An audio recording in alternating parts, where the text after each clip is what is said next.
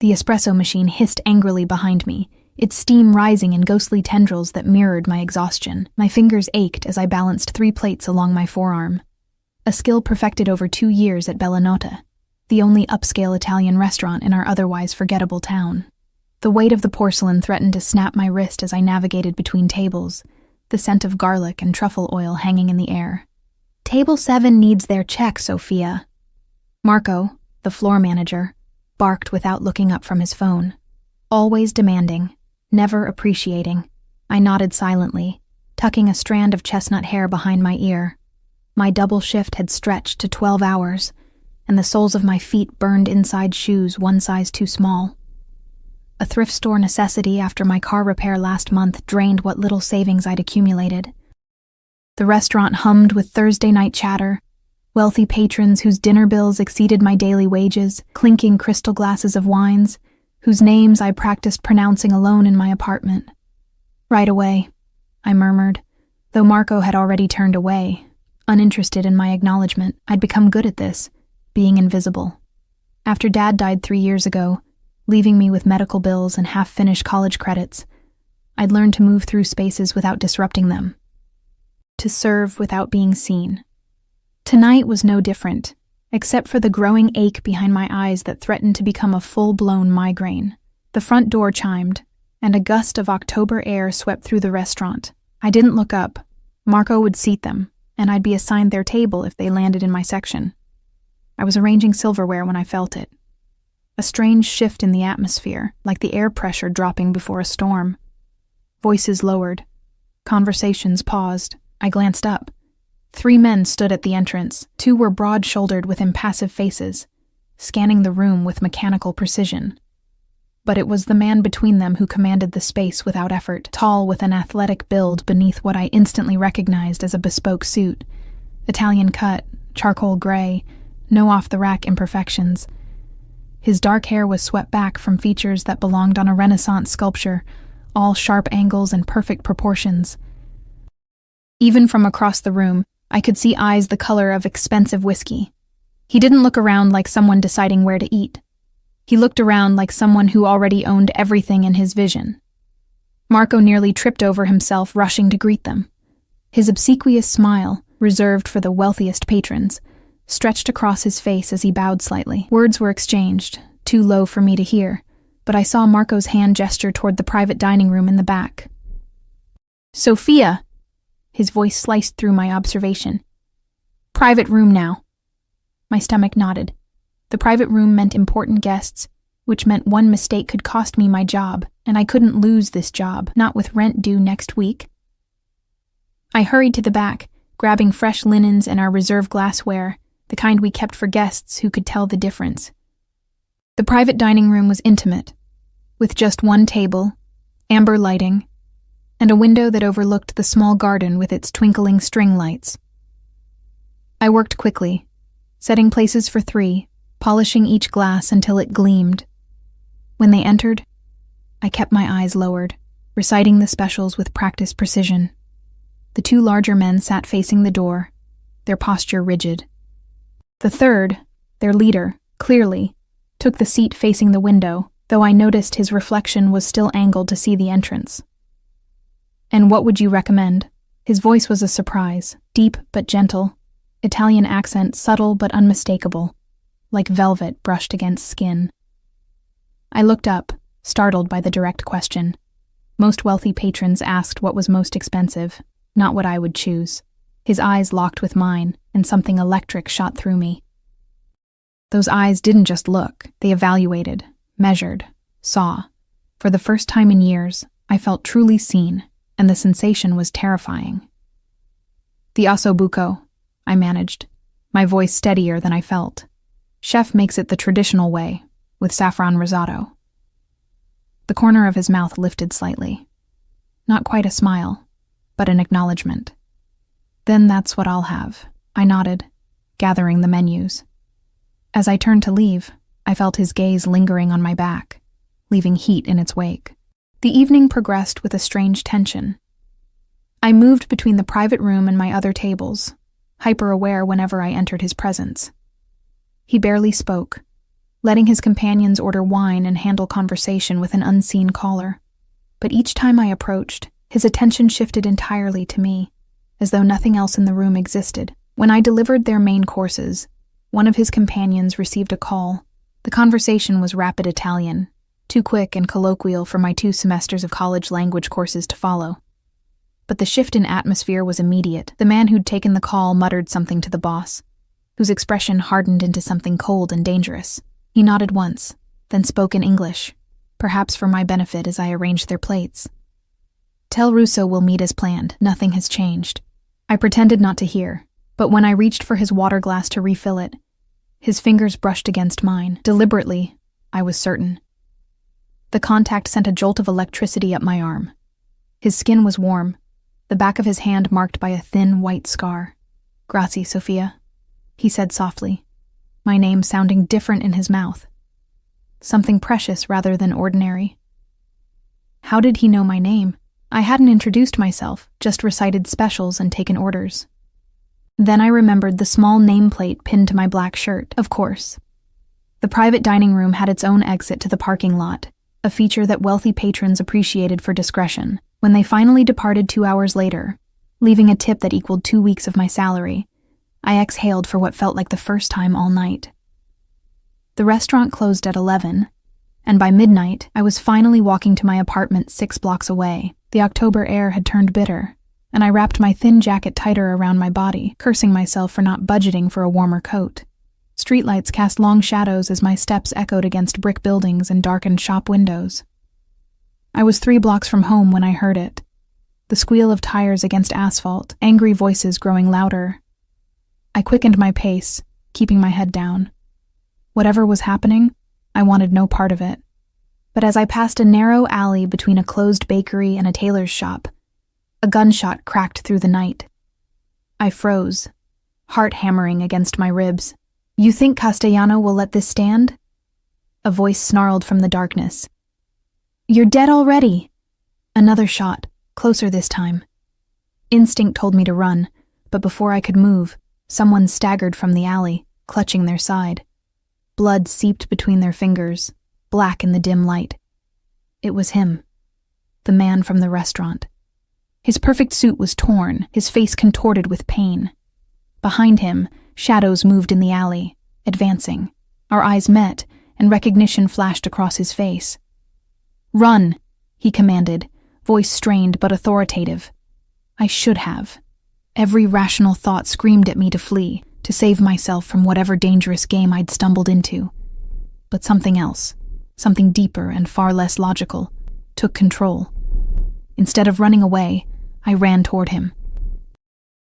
He stared in disbelief as I reached him, slipping my shoulder under his arm to support his weight. "My apartment," I gasped. "It's close." More shouts from the alley. We had seconds before they emerged. With strength born from desperation, I half-dragged him across the street and down another alley I knew cut through to my block. His breath came in ragged bursts against my hair, his weight nearly buckling my knees. But somehow, we moved forward, his blood warm and sticky against my side. "Why?" he managed, the single word heavy with pain and confusion. "I don't know," I answered honestly, guiding him around a corner. And I didn't. I couldn't explain the impulse that made me risk everything for a stranger who had looked at me like I mattered. We reached the back entrance of my apartment building, an aging structure with a perpetually broken security door. I fumbled with my keys, hyper-aware of his labored breathing and the distant sounds of pursuit. My third-floor walk-up nearly defeated us. By the time I unlocked my apartment door and helped him inside, his face had gone ashen, sweat beading along his hairline despite the cold. "Bathroom," I directed, guiding him through my tiny living space, suddenly self-conscious of the second-hand furniture and bare walls that marked my existence. I eased him onto the closed toilet lid and frantically searched the cabinet for the first aid kit I'd assembled after one too many waitressing injuries. "They'll be looking," he said, eyes struggling to focus. "You shouldn't have—" "Don't talk," I interrupted, surprising myself with my boldness. I helped him remove his jacket and blood-soaked shirt, revealing a wound along his ribs, a deep graze rather than a direct hit. Relief flooded me. This I could handle without an emergency room.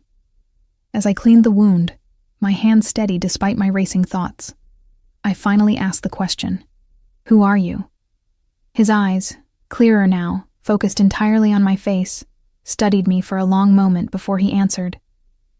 "My name is Dante Ricci," he said, as though the name should mean something to me. When I showed no recognition, something like wonder crossed his features. "And you saved my life, Sophia." The way he said my name made me shiver. There was possession in it already, though I didn't recognize the danger then. "I just did what anyone would do," I murmured, securing gauze over his wound. His hand caught mine, grip gentle but unyielding. "No," he said softly. "What you did is extraordinary, and I never forget a debt." Something in his tone made me look up, and what I saw in his eyes stole my breath. Intensity, admiration, and something darker, more primal. In that moment, held in his gaze, I felt like a small creature that had unwittingly attracted the attention of a predator, one that might protect me from all others, only to devour me himself. I should have been terrified. Instead, I felt alive for the first time in years. "You should rest," I said, pulling my hand free. "You can take my bed. I'll sleep on the couch." He shook his head. "I need to make a call first." I gave him privacy, retreating to my tiny kitchen to make tea with hands that had finally begun to tremble. What had I done? Brought a wounded stranger into my home. A man who was clearly involved in something dangerous. A man who had been shot at for God's sake. Yet when he appeared in my kitchen doorway, steadier now, phone in hand, all my doubts scattered like autumn leaves in a gust of wind. "My men will be here in 20 minutes, he said, and I nodded, not questioning why he had men or what exactly that meant. Some truths are better left unspoken, at least for one night. "The tea is ready," I offered lamely, as though we were old friends having a normal evening. He smiled then, a real smile that transformed his face from intimidating to devastating. "Grazie, Sophia." Neither of us knew then how those simple words would be the beginning of everything that followed. How that night, that single impulsive decision to help instead of run, would reshape my entire existence. That by saving Dante Ricci, I had changed the course of both our lives irrevocably, and that by morning, I would belong to him in ways I couldn't yet imagine. Morning arrived with golden light streaming through my threadbare curtains, and the disorienting awareness that something fundamental had changed. For a moment, I lay on my lumpy couch, staring at the water stain on my ceiling, trying to convince myself that last night had been a stress-induced hallucination. The smell of expensive cologne lingering in my apartment said otherwise. Dante had left shortly after his men arrived. 3 serious-faced individuals in dark suits who'd swept my apartment with practiced efficiency before escorting him away. He hadn't said goodbye, just held my gaze for one long moment, before disappearing into a sleek black Escalade with tinted windows. I'd slept fitfully, jumping at every sound, half expecting someone to break down my door. But morning had come, and with it, an eerie return to normalcy that felt more surreal than the night's events. My phone chimed with a text from Marco. "Don't bother coming in today. Restaurant closed for renovations." Renovations? Bella Notte had just been updated 6 months ago, and Marco had made no mention of further work when I left last night. A knot formed in my stomach as I made coffee with hands that weren't quite steady.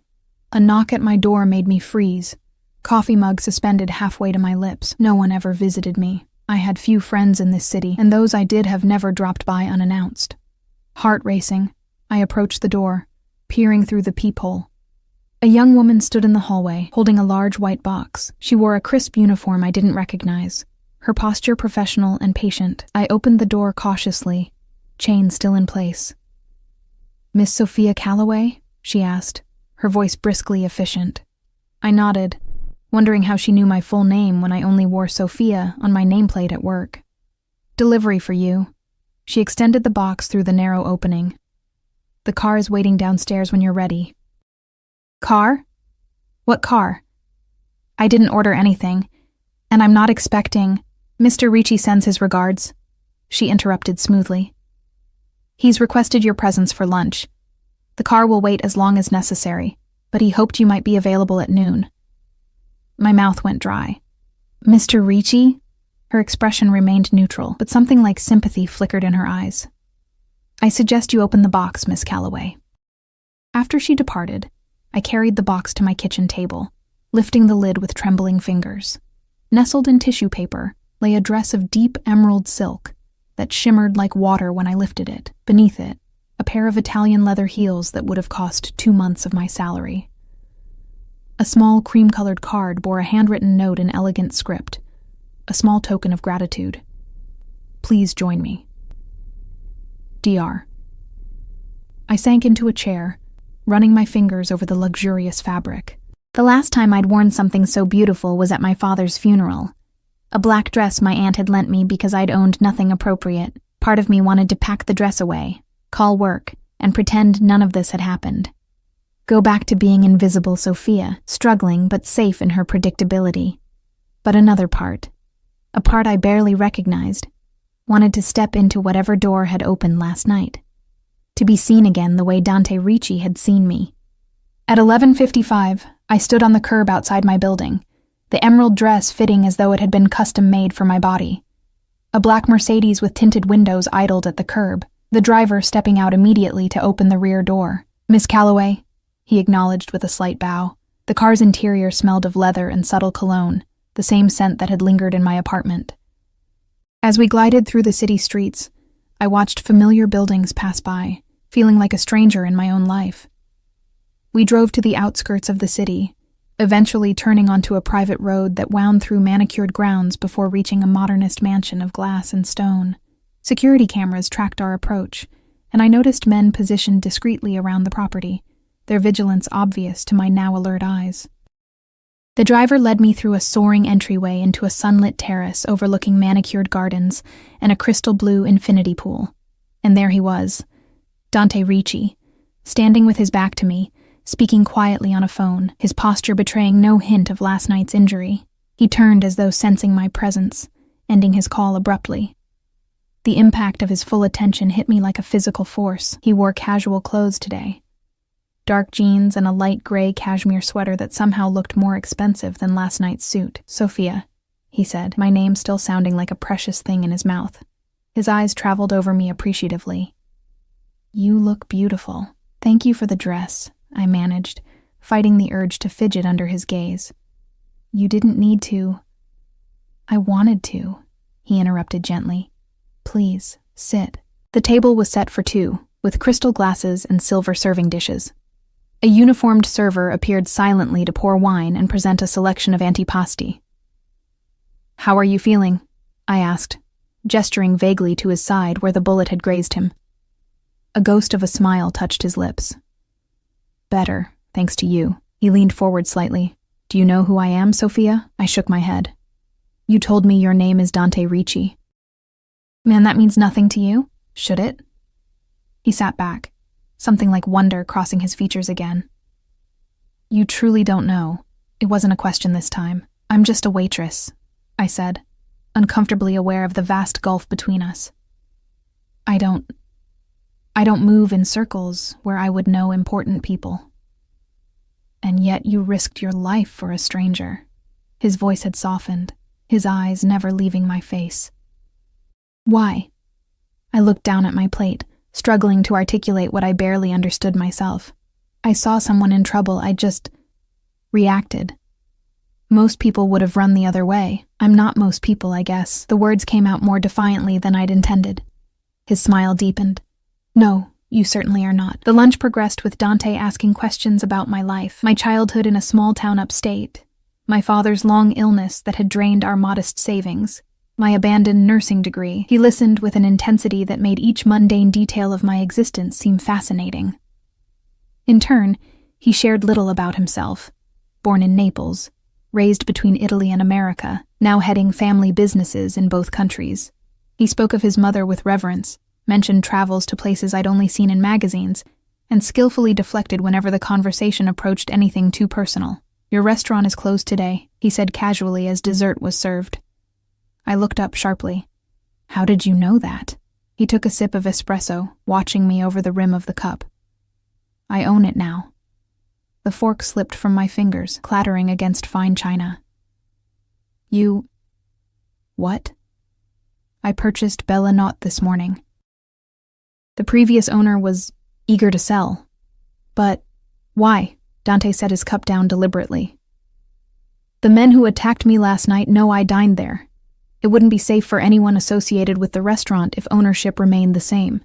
Cold realization washed over me. The people after you, they're dangerous. Yes. And now they might connect me to you because I helped you. His expression grew serious. I would never allow harm to come to you, Sophia. The way he said it, absolute, final, sent a shiver down my spine. Not a reassurance, but a declaration of possession. I should go, I said suddenly, standing up. Thank you for lunch and for the dress, but I can't. Can't what? He rose in one fluid motion. No evidence of injury in his movements. Accept my gratitude, or are you afraid of something else? I met his gaze directly. I'm afraid of what helping you has started. He moved toward me then, his steps measured and deliberate, like a predator approaching skittish prey. When he stood before me, close enough that I could feel the heat radiating from his body, he raised one hand to brush a strand of hair from my face. What it started, he said softly, was something inevitable. From the moment you entered that private dining room, Sophia, I noticed you. Not just your beauty, though you possess that in abundance. I noticed how you moved through the world, strong yet unnoticed, bearing burdens without complaint. His fingers trailed along my jaw, igniting nerve endings I hadn't known existed. And then you saved me, without thought for yourself. Do you have any idea how rare that is in my world? How precious? I swallowed hard, caught between the urge to lean into his touch and the instinct to flee.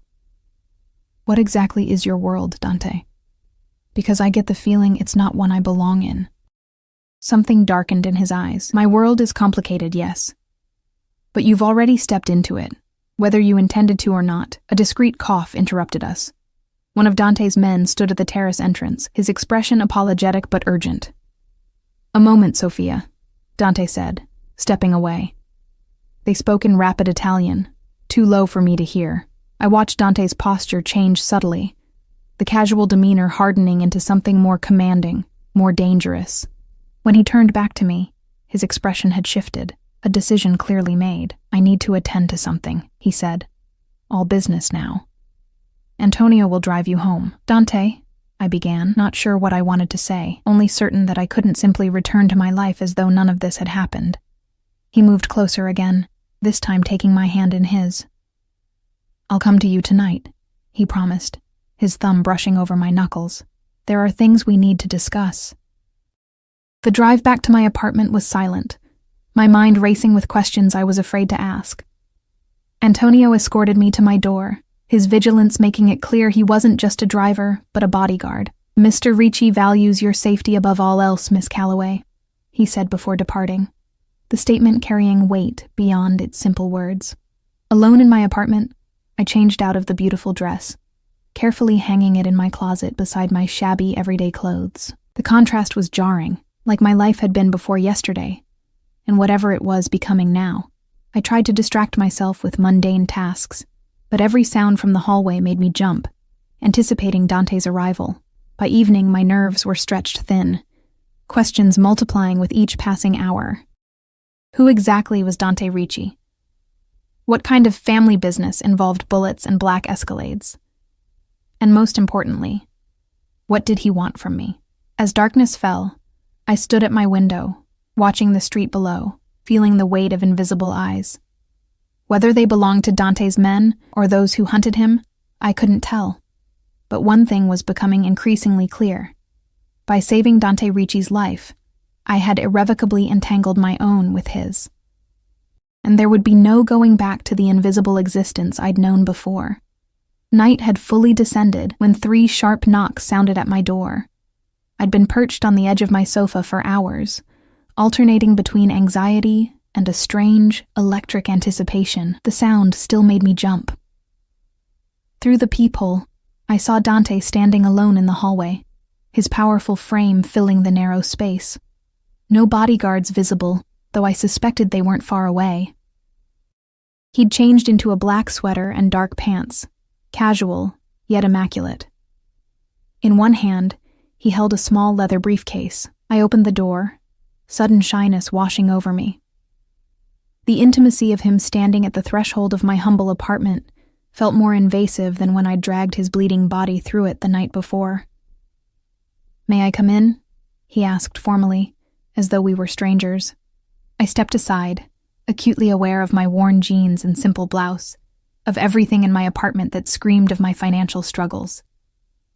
Dante entered, his presence immediately making my space feel smaller. His eyes swept the room in that now familiar assessing way before settling on me. "We need to talk, Sophia." His voice was gentle but firm. "About what happened last night?" I asked, gesturing for him to sit. He chose the armchair, setting the briefcase beside him. "About what happens next." The way he said it, declarative rather than questioning, sent a flutter of unease through me. I perched on the edge of my sofa, hands clasped tightly in my lap. "The men who attacked me work for a rival family," he began without preamble. "The Castellanos. We've maintained an uneasy peace for years, but recently, tensions have escalated. Last night was an assassination attempt." "Because of something called Russo?" I asked, remembering the conversation I'd overheard at the restaurant. His eyebrows lifted slightly, impressed or perhaps concerned by my recall. "You were paying attention." "I notice things," I said simply.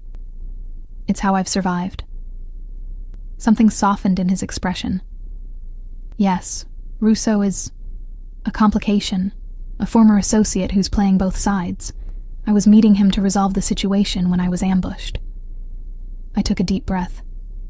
"And these Castellanos, they saw me help you." "Possibly," he conceded. "Which puts you in danger, Sophia. A danger for which I am entirely responsible." "I made my own choice," I countered. "Yes, you did." He leaned forward, elbows on his knees, eyes holding mine with that magnetic intensity. "But choices have consequences, and I will not allow you to suffer for showing me compassion." "What does that mean exactly?" He opened the briefcase, removing a thick envelope. "Inside are documents for a new identity, a bank card connected to an offshore account with sufficient funds to start a new life, and tickets to anywhere you wish to go. You can disappear tonight, begin fresh somewhere the Castellanos would never find you." I stared at the envelope, shock rendering me momentarily speechless. "You want me to just vanish? Leave everything behind? It would be safest," he said, though something in his tone suggested the words cost him. I stood abruptly, anger flaring through me. "This is my home, my life. I'm not running away because some Mafia war spilled into it." The moment the words left my mouth, I regretted their bluntness. But Dante didn't flinch at the accusation. "Then there's the second option," he said quietly. "Which is? You come under my protection, officially." I frowned. "What does that mean? Officially?" He stood now, too, closing the distance between us with 2 measured steps. Up close, I could see the flecks of amber in his eyes, smell the subtle cologne that clung to his skin. In my world, Sophia, there are clear boundaries, clear signals of who belongs to whom. To protect you properly, those signals would need to be unambiguous. "Belong?" I repeated, the word igniting something dangerous inside me. "I don't belong to anyone, Dante." His hand rose to cup my cheek, the contact sending electricity racing across my skin. "Not yet," he murmured, his thumb brushing my lower lip. "But you could." I stepped back, needing distance to think clearly. "So those are my options? Run away forever or become your... what? Your possession?" Something dangerous flashed in his eyes. "My woman, under my name and my protection. And if I choose neither?" My voice was steadier than I felt. "Then I would have men stationed outside your door day and night, following your every move, intercepting every threat. You would live in a cage of my making, safe but never free." His honesty was brutal, unapologetic. "I don't recommend this option." I turned away, moving to my small kitchen window that overlooked an alley below. A black SUV idled there, confirmation that his men already watched my building. "Why not just let me take my chances?" I asked softly. "I saved you, yes, but that doesn't make me your responsibility." He moved behind me, not touching but close enough that I felt his breath stir my hair. "Because I protect what's mine, Sophia. And from the moment you dragged me through the darkness, something in me recognized you as mine. I turned to face him, our bodies inches apart in the narrow kitchen. You don't even know me. I know enough. His voice dropped lower. I know you're stronger than you believe. I know you've been carrying burdens alone for too long. I know when our eyes first met, you felt the same recognition I did. My pulse raced traitorously because he was right. I had felt something, a connection that defied logic or reason. What would it mean? I whispered. Being yours. His eyes darkened. You would move into my home. You would be introduced as mine. You would want for nothing. Your father's medical debts cleared. Your education completed if you wish it. And in return? Loyalty, he said simply. And your presence at my side. My body, you mean? I challenged, heat rising to my cheeks. A ghost of a smile touched his lips. I won't pretend I don't desire you, Sophia, but I would never take what isn't freely given. And if the Castellanos are dealt with, if the danger passes, you would be free to go, he said, though something in his expression suggested he didn't believe that day would come, or that he would let it. I stepped away, needing space to breathe. This is insane. Yesterday I was just a waitress. Now I'm choosing between exile and becoming... what? A mafia boss's girlfriend? His laugh was unexpectedly warm. Such American terms. In Italy we would say companion, or perhaps eventually something more permanent. The implication sent a shock through me. I need time to think. Time is a luxury we may not have. He countered, reaching for my hand. The touch was gentle but insistent, drawing me back to him. The Castellanos are not known for their patience. Neither, if I'm honest, am I. His proximity was intoxicating, clouding my judgment. I pulled my hand free. One day, I insisted. Give me one day to decide. He studied me for a long moment before nodding once. Until tomorrow night, then. But you won't leave this apartment without my men accompanying you. Fine, I conceded, knowing arguments would be futile. Dante reached into his pocket, extracting a slim phone. This is secure. My number is the only one programmed. Call if you need anything at all. As he prepared to leave, he paused at the door, turning back to me with an expression I couldn't quite decipher. Possessive, yet vulnerable. Whatever you choose, Sophia, know this. What I feel for you is not gratitude. It's something far more dangerous. After he left, I sank onto my couch, mind spinning with impossible choices. I'd spent years constructing a life of careful independence after my father's death had left me alone in the world. Struggling, yes, but answering to no one. Now Dante Ricci offered security wrapped in golden chains. Sleep evaded me that night. I paced my apartment, weighing options that seemed equally impossible. Leave everything behind, my few friends, my father's grave that I visited monthly with fresh flowers, the city I'd come to know as home. Or step into Dante's world of wealth and danger, becoming attached to a man whose business clearly operated outside the law. Dawn found me at my kitchen table, the secure phone Dante had given me lying before me like a challenge. On impulse, I picked it up and dialed. Sophia. He answered immediately, his voice alert despite the early hour. Is everything all right? I need to see you, I said, surprised by my own boldness. But not at your mansion. Somewhere neutral. A pause. Then, there's a place. I'll send Antonio in an hour. The place turned out to be a small, private beach north of the city. Antonio drove me to a gated property with a stone path leading down to a crescent of sand sheltered by rocky cliffs. Dante was already there, standing at the water's edge, watching waves crash against distant rocks. He turned as I approached, the morning sunlight catching the angles of his face. In this setting, away from luxury restaurants and modernist mansions, he seemed somehow more human, more attainable. My mother loved this beach, he said by way of greeting. It was the first property I purchased when I took over the family business. It's beautiful, I acknowledged, slipping off my shoes to feel sand between my toes. Peaceful. Few things in my life are peaceful, Sophia. His honesty was disarming, but this place, It reminds me there's more to existence than power struggles and business concerns. I moved to stand beside him, watching sunlight dance across the water. Tell me the truth about what you do, Dante. What your family business really is. He was quiet for a long moment, measuring his words. My grandfather came to this country with nothing but determination and old-world skills. He built an empire from the ground up. Import, export, construction, legitimate enterprises. But yes, other ventures too. Protection services, dispute resolution, underground gambling, criminal enterprises, I translated. Some illegal by American law, yes, he admitted without apology, but governed by our own code of honor. And you? What kind of man are you, Dante Ricci? He turned to face me fully. I am a man of contradictions, Sophia. I can be ruthless in business and tender in love. I protect those under my care with unwavering devotion and punish enemies with equal resolve. I honor tradition, but am not bound by old prejudices. His hand found mine, fingers intertwining with gentle insistence. And I am a man who has never felt for any woman what I feel for you after just 2 days. It defies logic, yet I cannot deny it. The raw honesty in his voice made my chest tighten.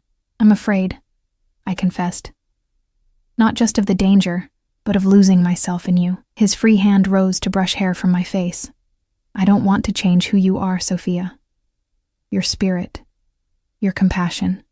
These are what drew me to you, but your world would change me, whether you intended it or not, perhaps, he acknowledged. Or perhaps you would change my world. We stood there as the tide inched closer, suspended in a moment of possibility. Finally, I took a deep breath and met his gaze directly. I won't run, I said firmly. I won't abandon my life out of fear. But I'm not ready to move into your home, to be introduced as yours before I even know what that means. Instead of disappointment, respect flashed in his eyes. What do you propose? A compromise. I accept your protection. I get to know you, the real you, not just Dante Ricci, the powerful businessman. And we see where this connection leads us. His thumb traced circles on my palm, sending shivers up my arm. And you'll give us a genuine chance? No walls? No pretenses? I nodded, knowing I was agreeing to something that would irrevocably alter my life's course. His smile then, slow, genuine, transforming his face from handsome to breathtaking, made my heart stutter in my chest. Then we have an agreement, Sophia Calloway. He lifted my hand to his lips, pressing a kiss against my knuckles that felt like a seal on a pact. And I am a man who honors his agreements. As we walked back up the beach, his hand still holding mine, I felt the weight of eyes watching from a discreet distance. His security, ensuring our privacy while maintaining vigilance. It was a stark reminder of the world I was stepping into, a world where danger lurked in shadows, where protection came with possession, and where the line between safety and captivity might prove dangerously thin. 2 weeks passed in a surreal blur. Dante kept his word about our compromise, never pushing me to move into his mansion, but instead integrating himself into my modest life in ways both subtle and overwhelming. My apartment building had new security overnight, a discreet team monitoring entrances, a state-of-the-art system installed on my door. Bella Notte reopened after renovations that somehow included a promotion for me to assistant manager, though I suspected this was Dante's way of keeping me in a controlled environment. Each evening after work, he would arrive at my door, sometimes with Antonio or other security, sometimes miraculously alone. He brought dinner from restaurants I could never have afforded, wine from his personal collection, and stories that carefully skirted the dangerous edges of his business while revealing the man beneath the power. I learned he spoke 5 languages fluently, had a weakness for his mother's tiramisu recipe, and could quote Dante Alighieri's poetry from memory, a family tradition for which he'd been named. He listened to my stories of nursing school with genuine interest, asked thoughtful questions about my father, and never once made me feel lesser for my modest circumstances. And each night, he would leave with nothing more than a kiss, sometimes on my hand, sometimes my cheek, occasionally brushing the corner of my mouth with restrained passion that left me breathless and confused. It was a careful seduction, and I knew it. Yet the measured pace allowed me glimpses of a man far more complex than the powerful Mafia boss I'd first imagined. Tonight, he'd insisted on cooking himself, arriving with bags of fresh ingredients and taking over my tiny kitchen with commanding efficiency. The domesticity of Dante Ricci chopping vegetables in my apartment was so incongruous, I couldn't help but laugh. "Something amusing?" he asked, glancing up with a raised eyebrow. I leaned against the counter, watching his skilled hands work, just trying to reconcile the man making risotto in my kitchen with the one who has armed guards following him everywhere. A smile played at the corners of his mouth. "We all contain multitudes, Sophia. Some more dangerous than others," I countered. He set down his knife, turning to face me fully. "Does that still frighten you?" I considered the question honestly. "Not in the way it did at first," I admitted. "But I still wonder sometimes if I'm seeing the real you, or just the parts you want me to see." Dante moved closer, his hands settling lightly on my waist. In the 2 weeks since our beach agreement, he touched me with increasing frequency, casual gestures of possession that I found myself anticipating rather than resisting. "I've shown you more of myself than anyone else in my life," he said softly. "But you're right. There are sides of me you haven't witnessed. Parts of my business that I've deliberately kept separate from you. To protect me? Yes." His thumb traced circles at my hip bone, a distracting sensation. "And because I fear they would drive you away." The honesty disarmed me. Before I could respond, his phone vibrated in his pocket. He frowned, checking the screen. "I need to take this," he said apologetically. "Continue stirring the risotto." I nodded, moving to the stove as he stepped into my living room, his voice dropping to a murmur as he answered. Though I couldn't make out the words, the shift in his tone was unmistakable. Gentle Dante vanishing, replaced by the commanding presence I'd glimpsed that first night at Bella Knot. When he returned, a new tension radiated from his shoulders. "Is everything okay?" I asked, sensing the change. "A business matter," he said dismissively. "Nothing for you to worry about," but throughout dinner, I noticed his attention repeatedly drifting, checking his phone, his security detail making more frequent passes by my windows. "Dante," I finally said, setting down my wine glass. "What's going on?" He studied me for a long moment, as though weighing a decision. "The Castellano situation has escalated. We've received intelligence that they're planning something significant." Cold fear slid down my spine. "Against you?" "Against my interests," he said carefully. "Possibly against people associated with me. The implication hung in the air between us. People like me. I think it's time to reconsider our arrangement," he continued, his expression serious. "My home has security measures this apartment can never match, no matter how many men I station outside. You want me to move in with you?" It wasn't a question. "Yes." No pretense, no manipulation, just the direct honesty I'd come to expect from him. I stood, clearing our plates to give my hands something to do while my thoughts raced. The past 2 weeks had drawn me deeper into Dante's orbit, each day revealing new layers to the man behind the power. I'd found myself thinking of him constantly, missing his presence when he wasn't near, craving his touch when he was. But moving into his home felt like a final surrender, an acknowledgement that my independent life was truly over. "This threat?" I asked, turning back to him. "How serious is it?" Dante rose, moving to join me by the sink. "Serious enough that I've increased security on all my properties and key personnel. Serious enough that I haven't slept properly in 3 nights, knowing you're here instead of where I can personally ensure your safety." His hand brushed mine, the contact sending familiar electricity through my veins. "I'm not using this as an excuse, Sophia.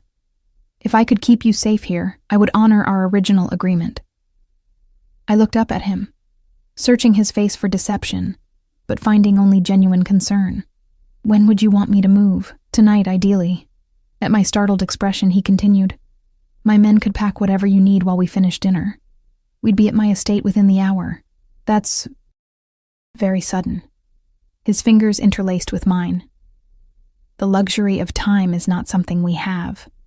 As though punctuating his statement, his phone vibrated again. The tightening of his jaw told me the news wasn't good even before he answered. The conversation was brief, in rapid Italian that I'd begun to understand fragments of over the past weeks. When he hung up, His expression had hardened to granite. "What is it?" I asked, dread pooling in my stomach. "They've made a move against Russo." "He's missing."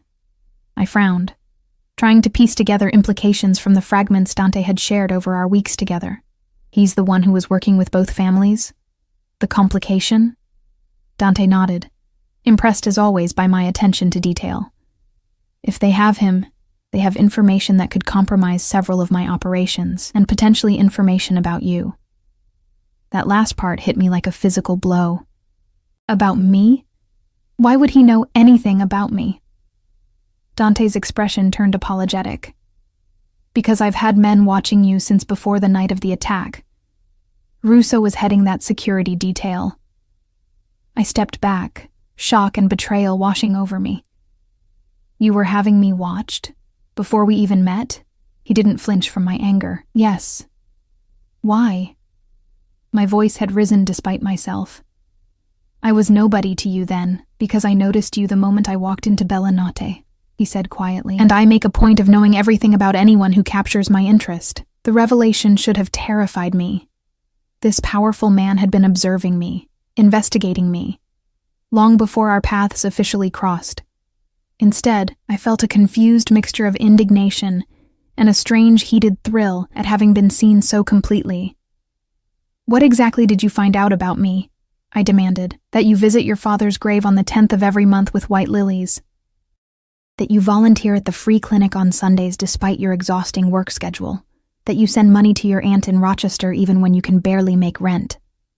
His voice had softened with each revelation. "I learned you were extraordinary, Sophia. Long before you dragged me bleeding through that alley." I wrapped my arms around myself, processing this new reality. And now this Russo, who knows all this about me, is in enemy hands. Yes. The single word carried the weight of genuine regret. "Which is why we need to move you tonight. Please, Sophia." In that moment, looking at this complicated, dangerous man who had upended my carefully constructed life, I realized the decision had already been made. From the instant I'd chosen to help him that night instead of running away, my path had been set. "All right," I conceded quietly. "I'll come with you tonight."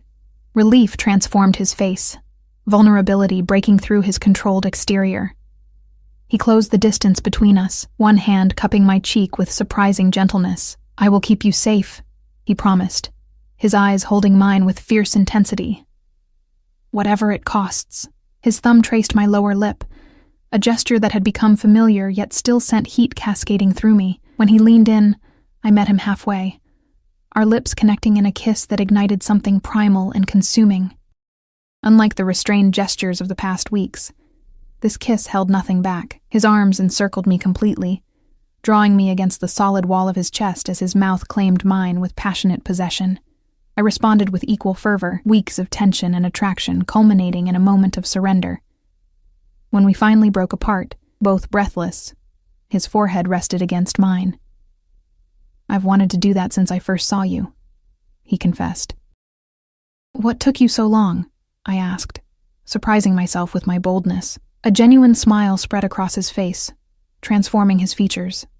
"I was giving you time to run away. You never did. Maybe I don't want to run." His expression sobered.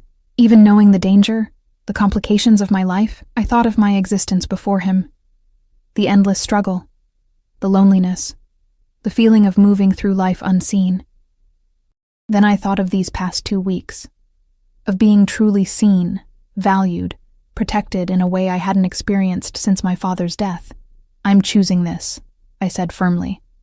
"I'm choosing you, complications and all." The kiss that followed sealed something between us, a pact more binding than words could express.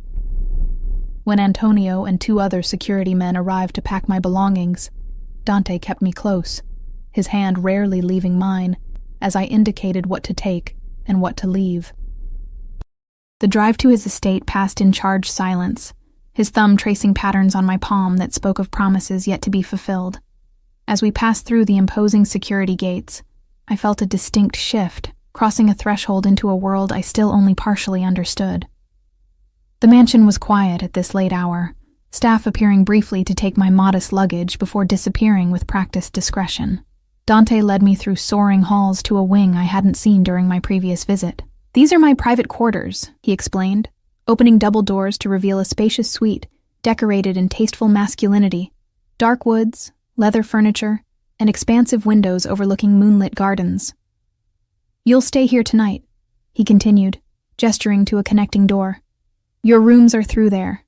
I had them prepared after our agreement at the beach, hoping you might eventually accept them." The presumption should have annoyed me, but instead I felt a strange warmth at the evidence of his certainty, his patience in waiting for my decision rather than forcing it. "Dante," I said, stopping him as he moved to show me my rooms, "I don't want to be alone tonight."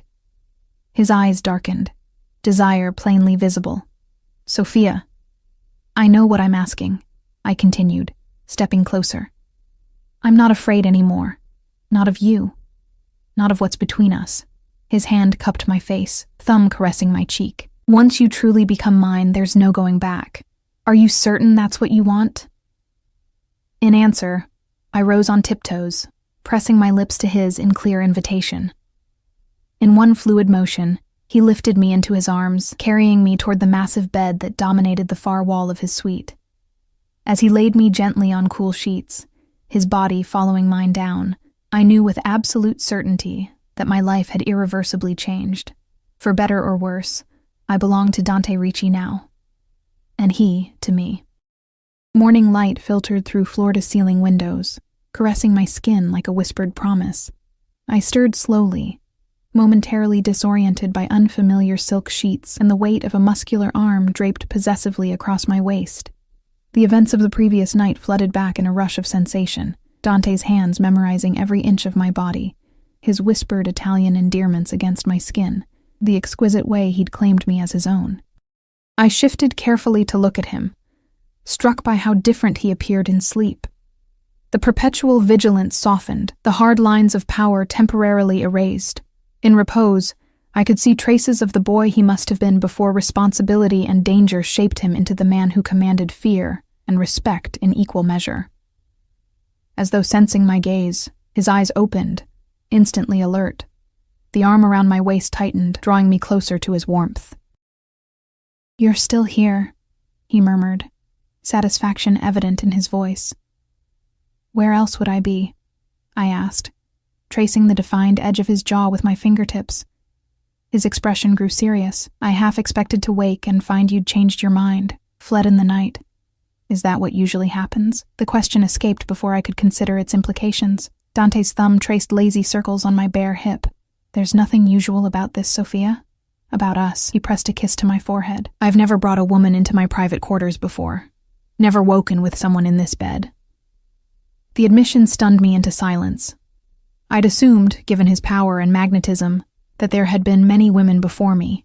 The knowledge that I was the first he'd allowed this close felt monumental, terrifying in its significance. Before I could respond, a discreet knock sounded at the door. Dante's body tensed, the vulnerable lover instantly replaced by the vigilant protector. "Yes?" he called, his voice shifting to that commanding tone I'd come to recognize. "Forgive the intrusion, sir," came Antonio's muffled voice. "We have a situation requiring your immediate attention." "5 minutes," Dante responded, already moving with fluid efficiency. He pressed another kiss to my lips, lingering for just a moment. "Stay here. I'll return as soon as I can." I watched him dress with military precision, the transformation fascinating, my passionate lover disappearing beneath the armor of expensive clothing and controlled expressions. At the door, he paused, turning back with an expression I couldn't quite decipher. "Last night changed everything, Sophia. You understand that, don't you?" I nodded, pulling the sheets closer around my naked form. "I understand." After he departed, I explored the suite that would now be my home. My connecting room proved to be a luxurious space with a separate sitting area, walk-in closet, and marble bathroom larger than my entire apartment. Already, my meager possessions had been unpacked and arranged, my worn clothes looking out of place among such opulence. In the closet, I discovered dozens of new garments, dresses, casual wear, lingerie, all in my size with tags from designers I'd only seen in magazines. A note in Dante's elegant handwriting lay on a shelf, for whenever you're ready. No pressure, only options. The thoughtfulness of the gesture, providing without demanding, brought unexpected tears to my eyes. After showering in the marble sanctuary of a bathroom, I selected simple jeans and a sweater from my own clothes, a small act of independence in this new life of luxury and protection. When I emerged from the suite, a woman in a crisp uniform waited in the hallway. "Miss Calloway," she greeted me with a respectful nod. "I'm Maria, the head of household staff. Mr. Ricci asked me to assist you with anything you might need and show you to breakfast when you're ready." "Where is Dante?" I asked, still unaccustomed to the formality surrounding him. "Mr. Ricci is in his office attending to urgent business. He asked that you make yourself comfortable and said he would join you as soon as possible." Maria led me through the mansion's labyrinthine corridors to a sun-drenched breakfast room overlooking the gardens. A spread that could have fed 10 people awaited. Fresh fruit, pastries, eggs, Italian espresso in a silver pot. "Is someone joining me?" I asked, gesturing to the abundance. Maria smiled gently. "Mr. Ricci wasn't sure what you might prefer, so he requested everything." Of course he had. Dante's approach to life seemed to be comprehensive acquisition. Why choose one option when you could secure them all? After breakfast, restlessness drove me to explore the grounds, accompanied by a discreet security guard who maintained a respectful distance while never letting me out of his sight. The manicured gardens gave way to a small orchard, then a path leading to the private beach Dante had taken me to weeks earlier. I stood at the shoreline, waves lapping at my feet, contemplating how dramatically my life had changed in such a short time. From struggling waitress to the companion of one of the most powerful men in the city, now ensconced in luxury and danger in equal measure. It's a lot to absorb, isn't it? I turned to find Dante approaching, his formal business attire replaced by casual clothes similar to what he'd worn during our first beach meeting. Despite the relaxed clothing, tension radiated from him, evident in the set of his shoulders and the tightness around his eyes. "The situation with Russo?" I asked, instantly alert to his mood. A ghost of a smile touched his lips. "You're becoming dangerously perceptive, Sophia. Is that a problem?" He reached for my hand, interlacing our fingers. "Not with me, but in my world, noticing too much can be complicated." "Tell me," I insisted, "if I'm truly part of your life now, I need to understand what we're facing." He studied the horizon for a long moment before answering. "Russo's body was found this morning. The Castellanos made their message clear. Cold dread washed over me." "What message?" "That they know who matters to me." His grip tightened on my hand. "They left evidence that they've been watching you. Watching us. Photos of you leaving your apartment, entering Bella Notte. Of us at this beach weeks ago." The implications sank in with nauseating clarity. "So I was right to be concerned about being followed." "Yes. No sugarcoating, no gentle evasions, just honesty, however brutal. It was one of the things I'd come to value most about him. The threat is no longer theoretical, Sophia. They're making a direct move against what they perceive as my vulnerability." "Me?" I said softly. Dante turned to face me fully, his hands framing my face with unexpected gentleness. "You are precious to me," he said, his voice low and fierce. "But you are not my weakness. They've miscalculated badly if they think threatening you will make me retreat." The possessive intensity in his eyes should have frightened me. Instead, I found myself leaning into it, drawing strength from his absolute certainty. "What happens now?" I asked. "Now I end this," he stated simply. "Permanently." I swallowed hard, understanding the implications. "By whatever means necessary?" "Yes." His thumb stroked my cheek, a tender contrast to the coldness in his voice. "I've spent 2 weeks trying to resolve this situation diplomatically, hoping to shield you from the uglier aspects of my business. That option is no longer viable." "Because of me," I whispered, guilt washing over me. "No." "By whatever means necessary?" "Yes." His thumb stroked my cheek, a tender contrast to the coldness in his voice. "I've spent 2 weeks trying to resolve this situation diplomatically, hoping to shield you from the uglier aspects of my business. That option is no longer viable." "Because of me," I whispered, guilt washing over me. "No." His denial was sharp, brooking no argument. because they made a choice to escalate beyond acceptable boundaries. This was always their endgame, Sophia. They've been looking for an excuse to move against my family for years. He guided me to sit on a weathered driftwood log, keeping my hand firmly in his. I need you to understand something. What I feel for you, what we began last night, it changes everything for me. But it changes nothing about who I am, or what I must sometimes do. You're warning me, I realized, studying his expression, making sure I know what I've gotten myself into. Yes. I took a deep breath, gathering my thoughts. When I dragged you bleeding through that alley, I made a choice. When I moved here last night, I made another. I'm not naive, Dante. I understand there are parts of your world I may never fully comprehend or condone. But I've chosen you. All of you. Not just the parts that are easy to love. Something shifted in his eyes, a vulnerability that made my chest tighten. Love, he repeated softly, the word hanging between us like a question. I hadn't meant to use that word so soon, but now that it had escaped, I couldn't take it back. Nor, I realized with startling clarity, did I want to. Yes, I confirmed, meeting his gaze steadily. I think I started falling in love with you the moment you looked at me in that restaurant and really saw me, not just another invisible waitress, but me. He pulled me into his arms with sudden urgency, his lips finding mine in a kiss that contained both tenderness and desperation. When we finally separated, he rested his forehead against mine. Ti amo, Sophia, he murmured.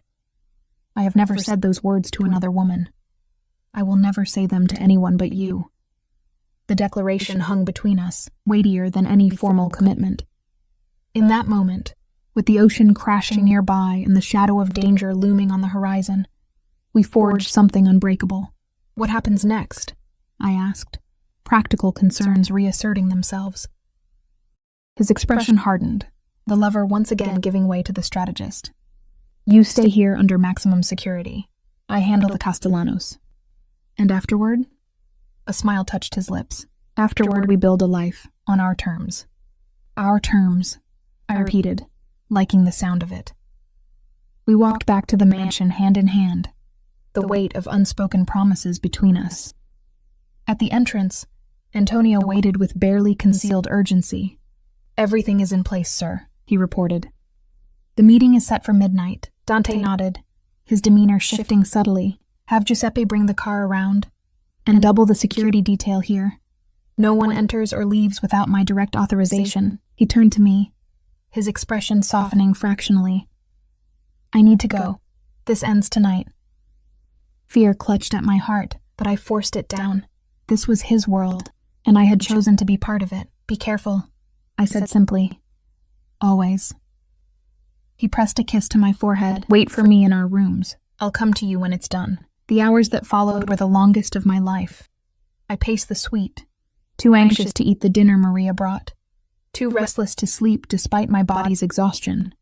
Midnight came and went with no word. Then 1 o'clock, then 2. When the door finally opened at nearly 3 in the morning, I leapt to my feet, relief washing through me at the sight of Dante. Whole, uninjured, alive. But something had changed. A new gravity settled on his shoulders, a weight I could almost see physically pressing upon him. He crossed to the bar without speaking, pouring himself a measure of whiskey that he drank in one swift motion. Is it over? I asked quietly. Yes. He set down the glass with careful precision. The Castellano threat has been neutralized. I didn't ask for details. Some things were better left in the shadows. Instead, I crossed to him, wrapping my arms around his waist and resting my head against his chest. His heartbeat, strong and steady beneath my ear, grounded me in the reality that mattered most. He had returned to me. Slowly, his arms encircled me, the tension in his body gradually easing as we stood in silent communion. This is who I am, Sophia, he said finally, his voice rough with emotion. A man who does what's necessary to protect what's his. Can you truly accept that? I looked up at him, seeing both the dangerous power and the vulnerable humanity that made him who he was. I accept all of you, I said simply. The good, the bad, the complicated. All of it. Relief washed over his features as he drew me closer. Then come to bed, amore mio. Let me hold you tonight. As we lay together in the darkness, his body curled protectively around mine, I reflected on the strange path that had led me here. From an invisible waitress to the beloved of a man whose world operated by its own rules of power, loyalty, and justice. I had saved Dante Ricci's life on a dark street weeks ago, never imagining he would ultimately save mine in return. Not just from external threats, but from the quiet desperation of an existence half-lived. In his dangerous orbit, I had found something I'd never expected. A place where I was truly seen, valued, protected. "What are you thinking?" he murmured against my hair, his breath warm on my skin. I turned in his arms to face him, tracing the strong line of his jaw with gentle fingers. That sometimes the most dangerous choice turns out to be the right one. His smile, rare, genuine, transforming his face from intimidating to breathtaking, was all the confirmation I needed. "Sleep now," he whispered, pressing a kiss to my forehead. "Tomorrow, we begin our life together. And I promise you this, Sophia, no one will ever make you feel invisible again." As I drifted toward sleep in the protective circle of his arms, I knew with absolute certainty that I was exactly where I belonged.